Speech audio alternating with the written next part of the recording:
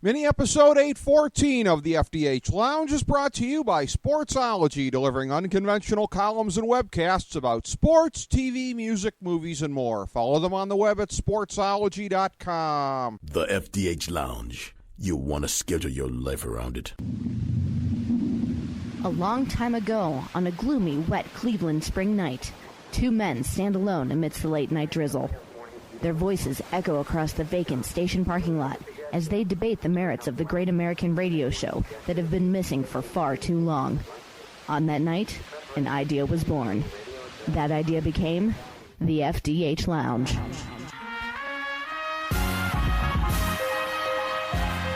Welcome to the FDH Lounge. Welcome, everyone. The FDH Lounge mini episode number 814. This is FDH Managing Partner Rick Morris.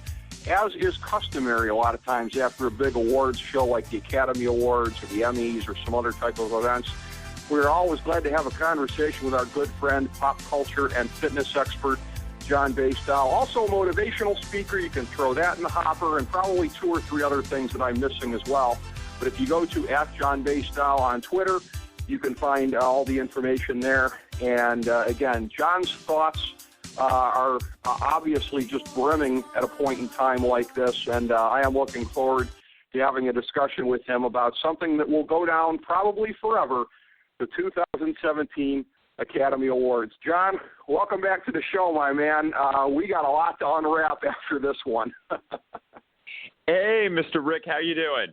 I'm doing great, my friend. How are you? I am glad to be back on FDH Lounge, one of my favorite shows. Thank you very much. And I think it's safe to say we're probably both doing significantly better than a couple of the hapless accountants at Price Waterhouse today, because heads are going to be rolling for that fiasco. And, of course, excrement runs downhill, as they say. So I would hate to be anybody who is in any position to get blamed for what happened. I'm not up on the absolute up to the minute news if they've decoded that a little bit more on the fiasco from last night on how that happened. I just know, generally speaking, that the wrong envelope was out there, and we saw a fiasco for the ages, my friend. I'm sorry, did something happen? Did I miss something? What exactly happened? Yeah. I didn't mean to drop any spoilers on you.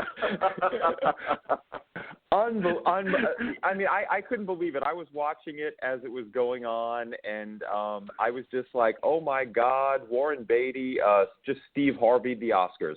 But actually that wasn't the case. It was, as you just pointed out, an accounting error in the sense that somebody didn't read the wrong name. They were given the wrong card and the wrong information. So I'm sure heads will roll. Well, the funny thing is, I had just seen Warren Beatty on TV the prior day in a very lighthearted moment, just in channel surfing and going by the Spirit Awards.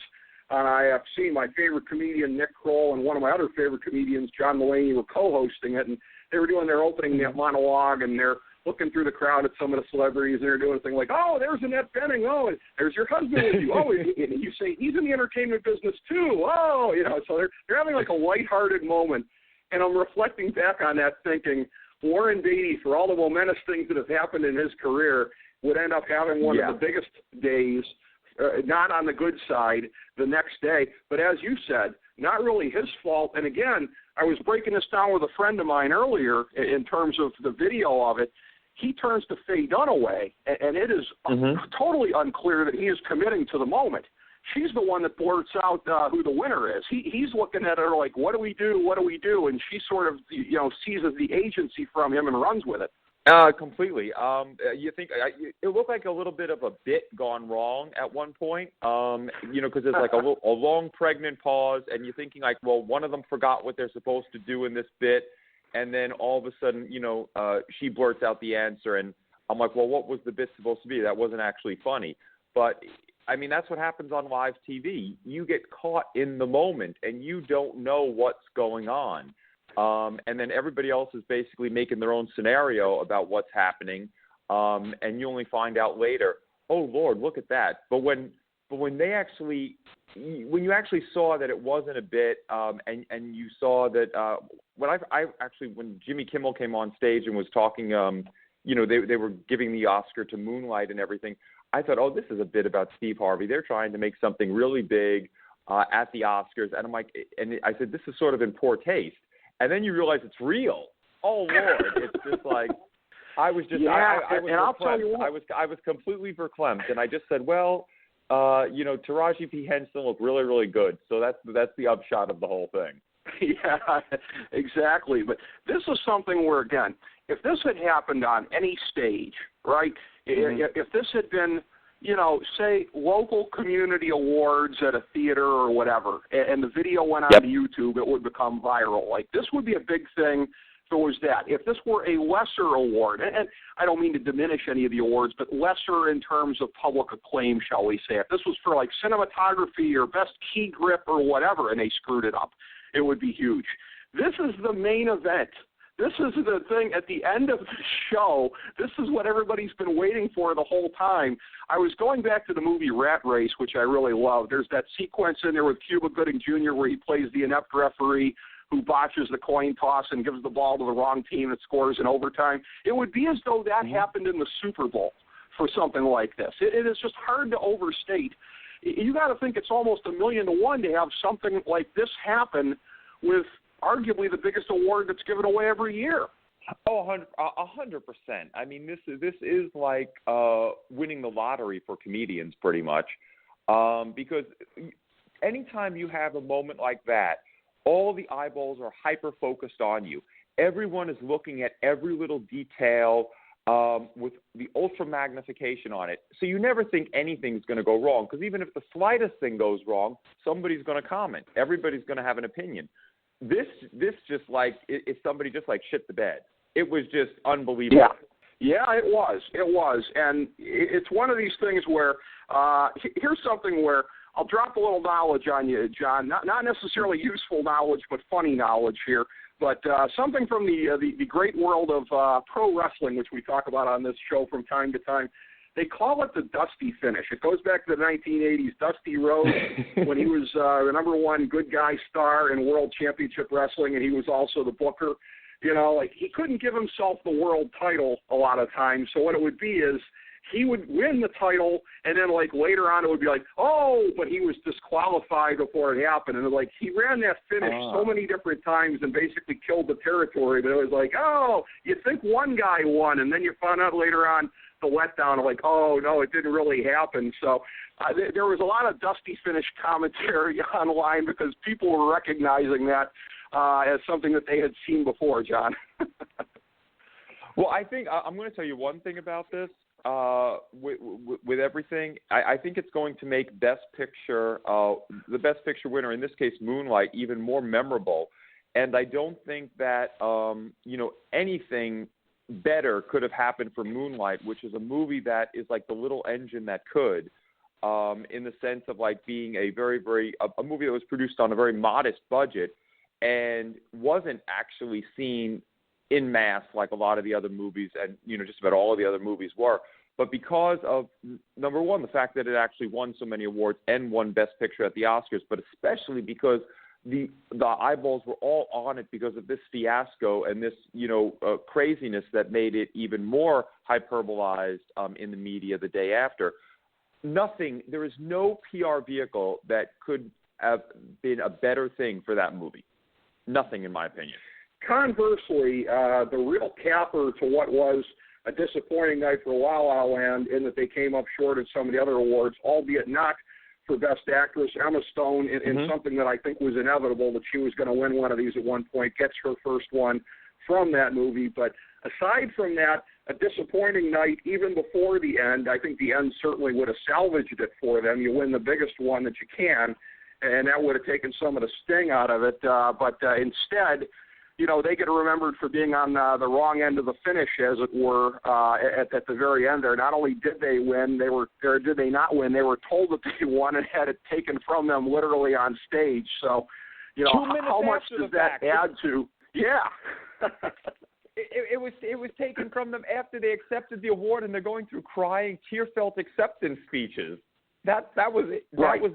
That was the worst of it. It's one thing if they first got up to the stage and somebody says, oh, hold on, we made a mistake. But you see everybody crying, the camera's panning, you have these heartfelt acceptance speeches, and they go, oh, sorry, we read that card wrong. I mean, Right. it's the ultimate slap in the face in that case. But I mean, that movie also did extremely well in the whole award season. I mean, despite the fact that this is something that is probably what everybody's going to remember for the foreseeable future for a while, as the biggest thing with La La Land. I mean, Emma Stone still walked away with the Oscar. They still won massive critical acclaim in all the other award shows of the year. And La La Land is pretty much, it's almost like Hollywood patting itself on the back for doing a good job, because La La Land is a movie, though set in the present, of basically old Hollywood. It had a very old Hollywood feel. So that's why a lot of people thought it was going to take a lot of awards, and I think that's why it did take a lot of awards. It just so happened that the crowning glory ended up going to somebody else in a giant snafu.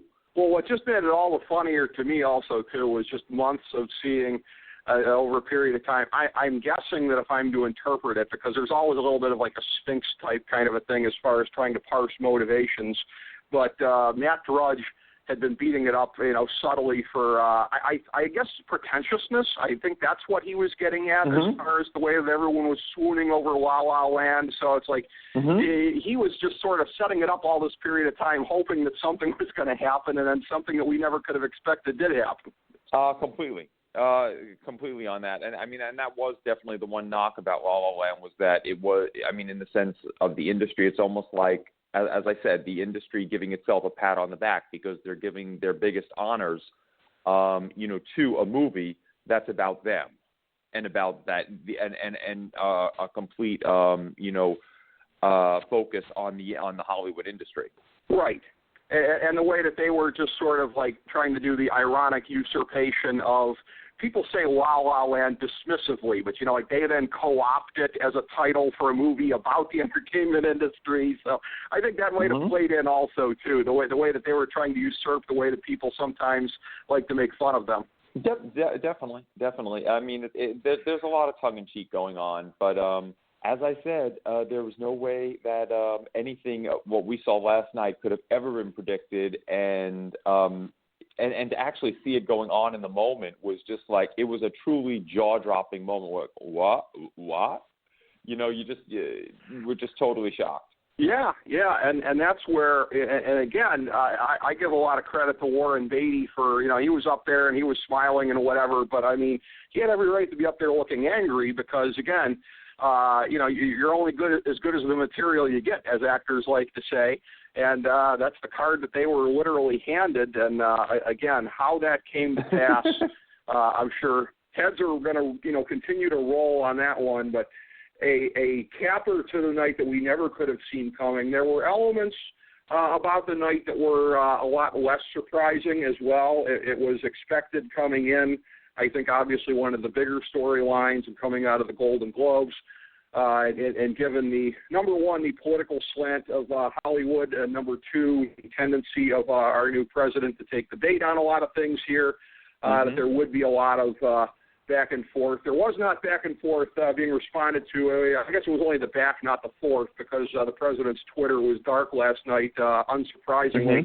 I'm sorry, very surprisingly, I guess we would say. But as far as a lot of the stuff that went on, I just kind of chalk a lot of that up to, again, more or less what you would expect. And I think that's one of the reasons that you haven't had a lot of the individual moments getting a lot of attention today. It seemed that a lot of it was more sort of couched in digs about being part of an industry that appreciates diversity. And, like, a lot of the some of the punches were pulled a little bit less.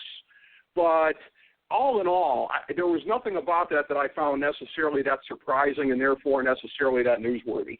No, because, I mean, with that ending, everything was eclipsed. I mean, other than that, I mean, the every other word out of everybody's mouth was the word diversity. And it was almost like a game to see how in your acceptance speech you can throw a little bit of shade using the word diversity without actually saying anything pointed. And everybody did it. And as I was watching it, because I was actually at an Oscars trivia event thing in New York City beforehand, and then raced home to see it. As I'm watching the speeches and also the bits and stuff like that. I mean, it was honestly like somebody as people were walking in and they were given like their coat check, there was a little card everybody was given that said, somehow slip the word diversity into your speech. Let's see how many times we can slip the word diversity into our speech. If it was a shot game, everyone would have, and the word was diversity, everybody would have been bombed out of their minds by the end of the evening. Absolutely, and that, and also things about inclusiveness, and there are other sort of subcategories off of that you could identify. If we'd done a word cloud from last night, there would have been a lot of things that sort of predominated like that. You're right. Diversity would have been at the top of the pyramid, and it was one of the things where, but there was almost less of it than I expected kind of coming in, and that's a thing, too, where I don't know if necessarily – again, the entertainment industry, God bless them, not always the most self-aware, so I don't know the extent to which they sort of figured out that they are, a useful foil for President Trump because, to an extent anyways, at least with the man's base, this kind of stuff plays. So I don't know if there was a sense maybe of, pulling punches a little bit more just to sort of deny him that. And if so, I guess that kind of worked because evidently either there's nothing he found worth responding to, or B, Ivanka grabbed his phone and ran with it last night. And I'm not sure which of the two necessarily was the case, but is there any chance whatsoever that they just decided going in like, you know what, we're just sort of playing his game if we go with this stuff this heavily? Well, I think I think he made sure that he had another event, set up, which was going to focus his attention on. And I think when they saw that, they knew that he wasn't going to be sitting at his Twitter and always taking the bait. And I think eventually you do have to get hit in the head, as you almost said, with what I call the self-awareness stick, and also just the stick of reality, in the sense of if you keep doing the same thing, basically Hollywood did the same exact thing, the same exact commentary, the same exact joking, the same exact mocking throughout the primaries, throughout the election, throughout everything. In every case, as far as the country, a large portion, the majority, did not even pay attention to them as far as the Electoral College and everything else goes. And when I say the majority of the country, I'm talking about the majority of the area of the country, did not pay attention. If you keep doing the same thing over and over again and you never, get the message, eventually you've got to wise up. Somehow the self-awareness, the truth stick has to hit you in the head and say, stupid, what you're doing is not working, try something else. And I think that's why this was a little bit of a soft sell against him, except for a little bit of what Jimmy Kimmel had said, in one of his bits. But as far as the presenters, there weren't any long diatribes that you saw in speeches like you did in previous award shows. Oh, you have little faith, John. I'm sure there are people out there that are going to say, Samantha Bee is going to single-handedly take down Trump's administration in her next pointed monologue. We're just one more of those away, John. I'm sure that's the case. Exactly, and you see how well the Daily Show, the Nightly Show, and also Samantha Bee did as far as results go, when it came to the primaries and when it came to the election. So you see exactly how much power they have. That's the one thing that's sort of like, a negative of going whole hog into something, because if you go whole hog against something and then that something still prevails, it sort of shines a light on your power level, if you know what I mean. Right. And that's the whole thing, too, is that there's not even any sort of second where I'm noticing that any of these guys have really sort of paused to acknowledge, like, I know I'm saying the same stuff this year that I did last year, and when I was saying it when it could have made a difference, none of you, or not enough of you, rather, bothered to heed it at that time. They just keep plowing ahead as though, again, what we say now, is going to make a difference. And it might at some point, but, the scoreboard tells the story. It hasn't worked so far, and, if that was a big theme going into last night, I guess that's one that really kind of fizzled because, like you said, Trump had another event going on. You had the whole thing with getting overshadowed by what happened at the end. I have to say also, too, and again, I never have as keen of an eye as you do for the stuff on the red carpet, but just in terms of the things that I was picking out, there was really very little that I noticed. It seemed like it was kind of a blasé kind of a deal, although I may be wrong on that. Emma Stone was getting a lot of praise for it seems like, and I'm not even being sarcastic when I say this, it seems like she can do no wrong. I actually legitimately kind of believe that myself. So, she was dressed very classily, very beautiful. The one thing where I saw some people kind of farting on it a little bit was Scarlett Johansson, who normally does not get a lot of, critical boos coming her way. That almost looked like kind of a moo-moo on her, not necessarily the kind of thing you'd expect her to be wearing. A little frumpy, I thought. Yeah, she got a little bit of hate coming with the severe haircut, and then obviously the snuffleupagus type of dress. But I mean, as far as the red carpet goes, I mean, like I said in the beginning when I tried to allude to it, I mean, Taraji P. Henson, who I adore, can do no wrong in my eyes in so many ways. As I say, I fell in love with her. Only 2 movies I've ever cried during: Old Yeller and when she was Brad Pitt's mom in Benjamin Button. And unfortunately, to spoil some things for your audience, she dies in the movie. But when she was like Brad Pitt's mom and had taken in this deformed little baby and stuff like that, and you saw that bond, and then when she dies, I fell in love with her at that point. And then when she became Cookie on Empire, that just furthered the bond right there. So I thought she killed on the red carpet. I thought that there were other ladies who made an impact. I noticed there were a bunch in gold. I don't necessarily think that who was it again? Dakota Johnson. Really slayed in gold. A woman who does movies where she's completely naked, and I think her character is really interesting, and I think the movies are interesting with 50 Shades of Grey and stuff like that, but then looked like she came on the red carpet like, I am going to cover up to my neck, and I'm going to wear everything, including this big doily, so that people are all talking about it. But it looked like, she was like an Oscar statue that had just been put in the microwave for too long. Yeah, that's a good point. I mean, as far as it goes with her, on the whole covering up kind of a thing, that's always going to be, I would think, a losing effect for her, because it's a thing where when you talk about, whether it be in sports, second-generation athletes or whatever, somebody like her, if you're trying to breed someone as attractive as she is, Dad, Don Johnson, Mom, Melanie Griffith, I'm not saying that was a laboratory project or anything, but it might as well have been. So, that's, you would not expect somebody like her to be covering up what God gave her. So that's kind of a loser right there, I would think. And in terms of those 2 movies you alluded to, I guess that's sort of your equivalent of what was for me Game 7 of the NBA Finals last year, because that's the effect it had on me right there. I went through a couple boxes of tissues that night, so I can relate, John. Sometimes art and entertainment or sports will do that to you. I love how on the FDH Lounge you have such a talent, my friend, of taking the Oscar show and bringing it right back, and taking that car and bringing it right back around to sports. I love it.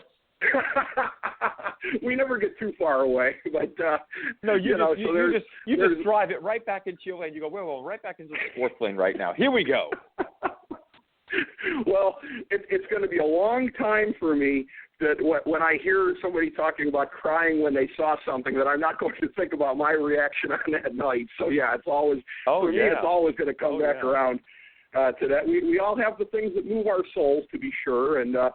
Of course, many of the movies that were on display last night did just that for a lot of people. But, again, like I said, I thought kind of a red carpet that it didn't seem to have at least a lot of pop culture type moments. Nothing like we were laughing a couple of years ago on these award shows. Ashley Graham, I always go back to that, like the blood sausage with the tight thing she was wearing, the holes cut in, her being a plus-size model. I mean, that was sort of a cool jipe that was made about her, but funny nonetheless. Didn't really seem to be as much of that kind of stuff grabbing the old-fashioned police last night, John. No, that and I think whatever was grabbing them was completely eclipsed by the actual award show, which rarely happens, because usually, my friend, I think most of the shade and also accolades get thrown on the red carpet.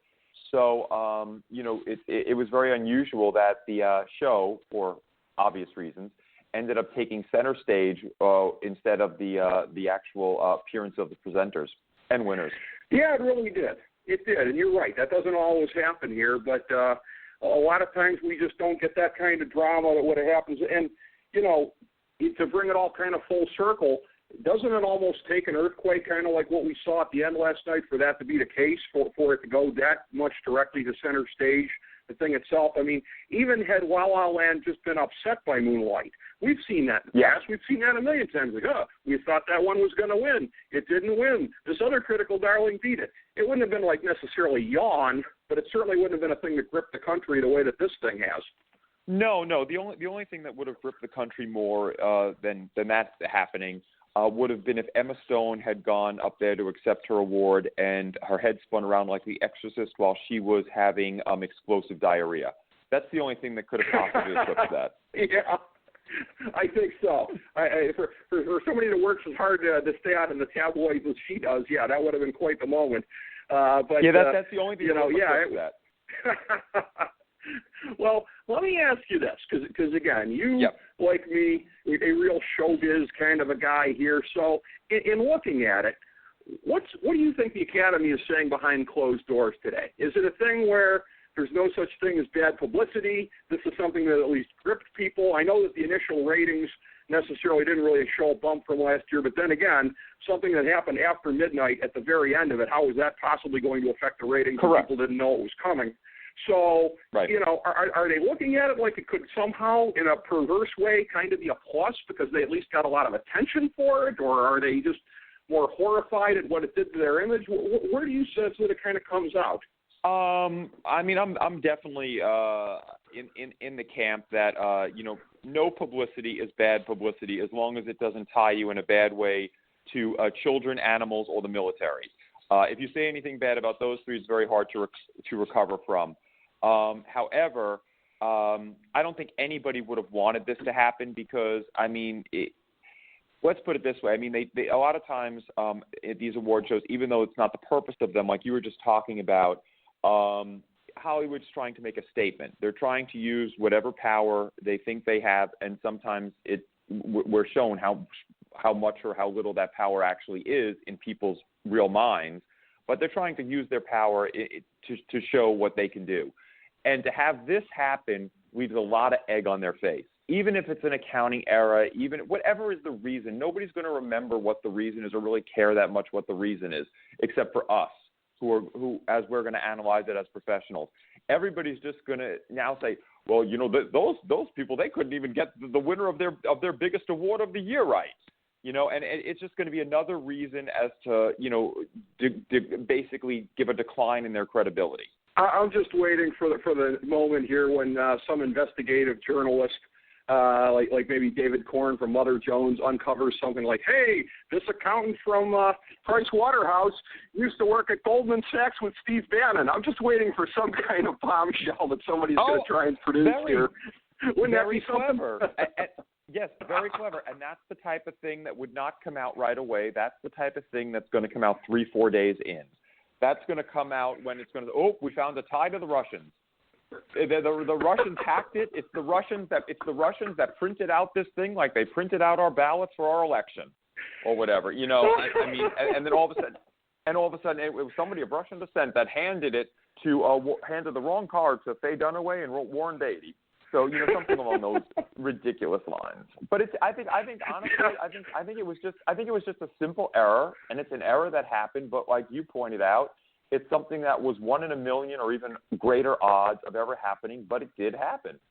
So, and you just move on. From it. But I knew the day after. I mean, that's what everybody's going to talk about, no matter who won an award, who wore this, who wore that, whatever was normally talked about at the Oscars. Obviously, nothing can eclipse this. Well, yeah, and you know, 1 in a million. I mean, you know, the perfect storm doesn't even do it justice to say because it happened on the stage, it happened on. Again, this isn't, you know, this wasn't on the undercard of the show, if you will. This wasn't on a much less famous show that may or may not have been televised.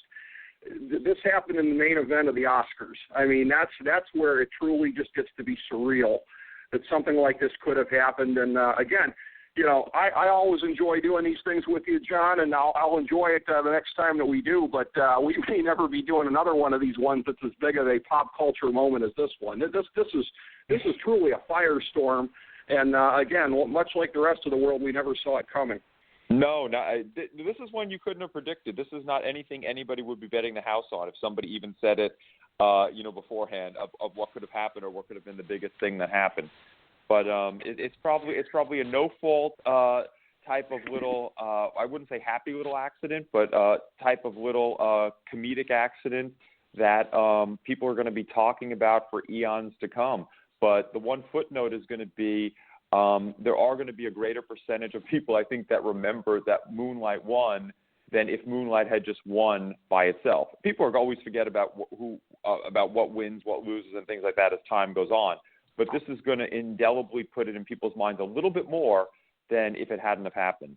So I think for that movie, there couldn't have been a better perfect storm. I'm glad you pointed it out because there's already been a lot of crocodile tears from those folks about, it's a shame it happened in this way. It's a shame that La La Land was embarrassed. Trust me, they will happily shoulder the burden of La La Land being embarrassed by what it's going to do for them, because you're absolutely right.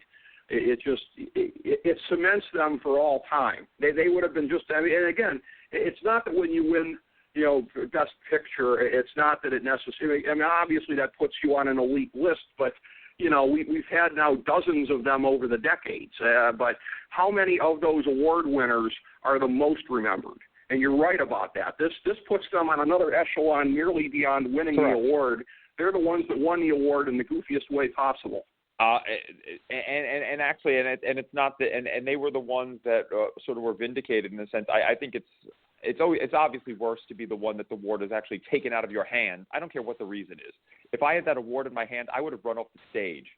As they were trying, and that would have been that would have been a bigger story, because as they were trying to pry it from my death grip, I would have been running off the stage as they were racing to tackle me, and I'm damn fast, so they probably wouldn't have caught me.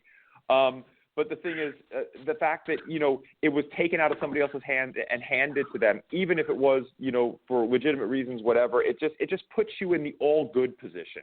It's just all good. There's nothing bad about the position that Moonlight ended up being in, as far as I can see. I can't think of a better closing image than that one, ultimately, John. If you had been in that position, you sprinting up the stage, screaming at them, "Catch me outside! Catch me outside!" That would have been outstanding. Oh, my friend, I wouldn't have taken the split second to turn my head to say, "Catch me outside." Okay, it would have been game on, and there would have been no looking back. And they would have had to pry that Oscar from my dead hands, and I would have said every type of scenario we just went over in the show as to what happened or what possibly happened, and that result in that envelope was actually wrong, and that I was the deserved winner. Well, I come back around to this. You're leaving me in mind of another pro wrestling scenario that's come up a couple times when they utilize the crooked ref as part of the finish. They always have it where dating back to the old Montreal screw job 20 years ago. After the ref makes the 3 count, whether it's a fast count or whatever, sprints back there, and there's always a car waiting for the referee in the back, and that's what I got an image of. I got an image of you jumping into a car in the garage right there. Actually, it may or may not even be your car. I just have an image of you jumping into a car and taking off with the award. I would have hotwired the damn thing. If you there's so rare a chance that you have an Oscar in your hand. As my dad would have said, if somebody made a mistake and gave you something, you don't correct them. So you just keep moving. Yeah. Because it was meant to be. Well, like I say, John, I mean, that it's always fun doing. And that would have been stories for days. That would have even eclipsed. If somebody had done that, can you imagine if Emma Stone or any of those people, well, especially if it was Emma Stone because she has such a sweet image in Hollywood, but can you imagine if Emma Stone just, as they were trying to take it from us, said, "No!" and then just ran off the stage, and then it took a while for them to hunt her down? That would have been the biggest. That would have even been bigger than this story, obviously. Now I've got a mental image of her pie-facing somebody right off the stage as they're trying to take it from her.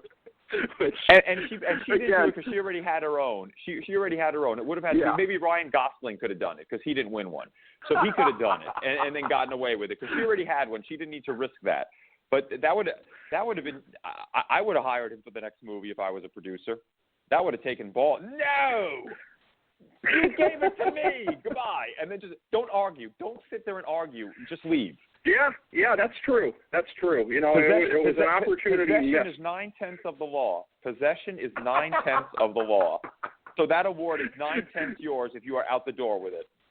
That's true. That's true. And by the way, too, this just shows you how tight the circle is on all of this kind of stuff. As far as ABC, that obviously they're not in on it as far as who's winning the award either, because they just queued the thing up right there. La La Land is one of the words from the Golden Globes. Like they did their usual kind of a thing here. Like ABC, you know, they didn't have an announcer, you know, scratching a needle across the record, going, "Hey, wait a minute here." You know, they just went with it. Yep. Well, it just goes to show you that's one award that I guess nobody does know ahead of time, and they probably have the potential winners all chironed up and stuff like that, so that they know when the exact name is called, you know what to put on screen. And then if somebody, and the only way that, and you know, Rick, the only way that whole extremely planned out process and extremely prepared for process can go wrong is if somebody puts in the wrong envelope, which is what happened. So there you go. Yeah, and absolutely a mortal moment. And like I said, you know, I've had fun doing these before with you. I will subsequently, but sadly, never again are they probably going to give us this wealth of material for us to be able to chortle about endlessly, because, you know, this is like Halley's Comet, I think, as often as you get something like this. But I can safely say you and I made the most of it today, my friend, as I knew we would. A pleasure as always, and I look forward to queuing it up with you again, buddy. You know, I adore you. I adore the show, man, and the listeners and all that stuff. So anytime you want me back, you just give me a holler. I will definitely take you up on it. Thank you so much, John Basedow. And, again, everybody can check out everything he's got going on. Just check him out with his ever-present Twitter presence, @John Basedow on Twitter. Thank you, John, and thank you, everybody, for listening today to FDH Lounge mini-episode number 814. As we bring the show to a close, we would like to extend our deepest gratitude to NBC, CBS, ABC, Fox, all Clear Channel affiliates, TNT, TBS, USA, UPN, Deadspin.com, YouTube.com, YTMND.com, MySpace.com, various blogs, Fox News, CNN, CNBC, MSNBC, IamBoard.com, Billboard.com, Google.com, ESPN, ESPN2, ESPN News, ESPN Classic, NBA TV, NFL Network, Sports Time Ohio, Athlon Magazine, Comedy Central, Cartoon Network, The Boomerang Channel, QVC, BET, The Spice Channel, Steno Notebooks, Manwich, Papermate Office Supplies, waitresses, strippers, bartenders, garbage men, janitors, microwave popcorn, the writers of The Office, Scrubs, Entourage, My Name is Earl, Oz, Metalocalypse and the Boondocks, Aquafina, and the Periodic Table of Elements.